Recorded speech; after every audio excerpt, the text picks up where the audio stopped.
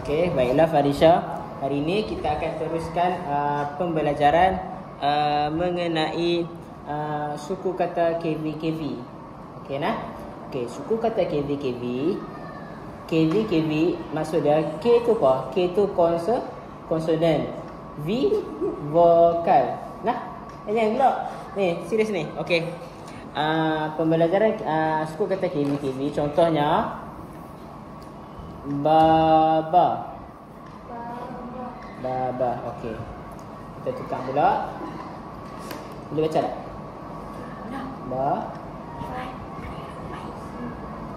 C-H-A. Baca. Okey, kuat sikit lagi. Ni. D-A D-A da. Okey.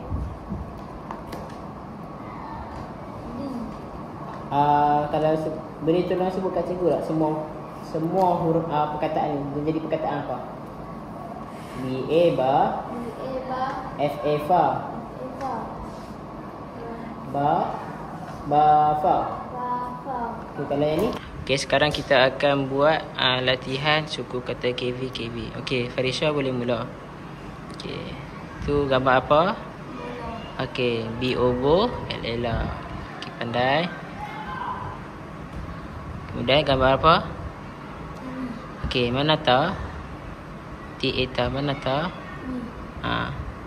Sebut macam mana? Tali. Okey, kemudian gambar apa tu? Okey. Ni apa dah?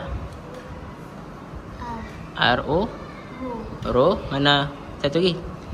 T-I-T. Mana T-I-T? Okey. Tunjuk. Alright. Okey, betul. Sesnya ni ayat apa? Kopi. Okey. Ni ada apa? Ni mana K-O-K? Okey. Mana? Tekan tak? Betul tak? Okey, pandai. Seterusnya ni apa?